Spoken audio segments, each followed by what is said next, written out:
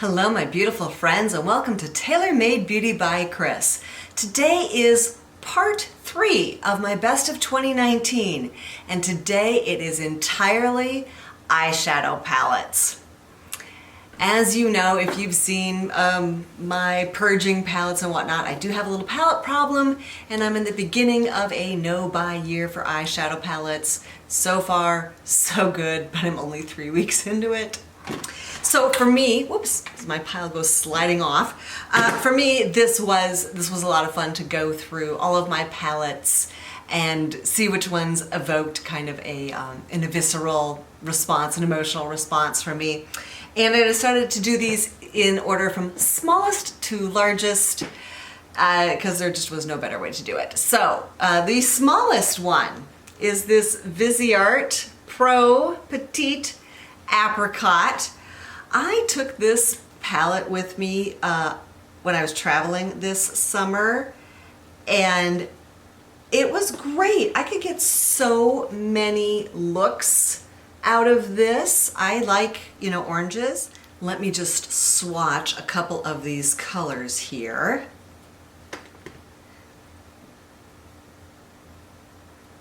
Look at those. Oh, just they're shimmer, they're gorgeous, they're fun to play with. It was really easy just to keep getting a slightly different look every day. So even though it's petite, it is mighty, and the Viseart Apricot, one of my favorites this year. The next one, Natasha Denona, the Mini Sunset Palette. And again, what I am loving in this palette, it's good neutrals. You can build a good look. And then you've got those two amazing, rich, fabulous shades to make a really bold statement. And so this is another palette. I know when it comes up in my rotation of a palette a week, I am looking forward to spending a week with this mighty warrior. The next one, for the longest time, the video that I did on this palette was my most watched video on my channel. And even when I was back around 100 subscribers, I had over 600 views on the video on this palette. It is the Charlotte Tilbury Easy Smoky Eye palette. This was from the Nordstrom anniversary sale. And again, it's, I think either you're a fan of Charlotte's palettes or you're not, because she does seem to kind of gravitate back towards the same color families quite a bit. For me, that's Okie Dokie. Those are colors, whoops, totally messy, but they're colors I love. So I think if you're the type that you prefer cool looks, then maybe Charlotte isn't your gal, but for those of us that like warm colors, we find a nice home there. So this is just, again, a palette I look forward to using and one that I really love. Next, okay, another one from Charlotte that was this year's holiday one, the Smoky Eyes to Hypnotize. Now I did a video where I compared this to her Icon palette and they match up really closely with the exception of like 2 shades. But I will say that those 2 shades make all the difference because I really love this palette. I like all the different looks that are in here and of course mixing and matching. You can get some really different looks out of this. But I think it's just got a little more flexibility than the Icon palette. So this made my list for 2019 and the Icon palette did not.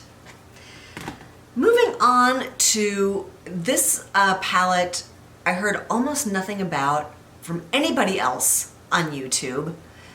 And I think that was a real shame. This is the Lion King palette, Can't Wait to Be Queen. That was a collaboration between Sir John and Luminous, and Sir John is Beyonce's makeup artist. These colors, holy cow. These colors are rich and fabulous, and you know, you gotta have a little chutzpah maybe to use some of these, but you know, it's only makeup. If you do a look and you go, ugh, wash it off, right? There we go. Look at those.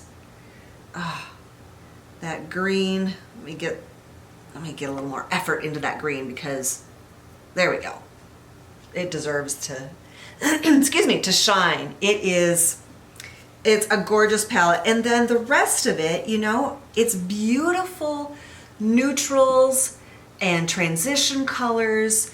You don't have to go into the crazy colors, or you can leave the bold colors for just a little pop of color and get a really sophisticated look out of this palette. And like I said, just nobody talked about this palette, and it was fantastic. So that made my list. This summer, let me just clean it up a little bit. Boss Babe Betty from Buxom. I lived in this palette this late summer and into early fall. Look, again, yes, guilty as charged, warm colors, but they're so beautiful. Here are just a few of the colors out of that palette. Look at that color payout and those beautiful shimmers. Again, you can do really rich, gorgeous looks out of this. And there are a lot of neutrals to just give you a lot of flexibility. So again, this is not one that there was much talk about. I don't know that I've seen it on anybody else's channel, but I really liked it. And then the one that was on everybody's channel. If you missed this palette, you lost your internet for a month or two? Toddy Beauty, Volume 1, Textured Neutrals. Love it. Fabulous.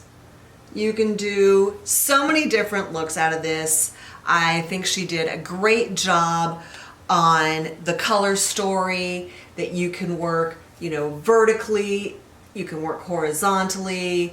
You've got mattes, sequins, metallics, and glitters that won't stop. Just, it's a gorgeous palette. I did 2 videos on it. I think it was super flexible. Again, you know, I could live in this palette for a month and never get bored.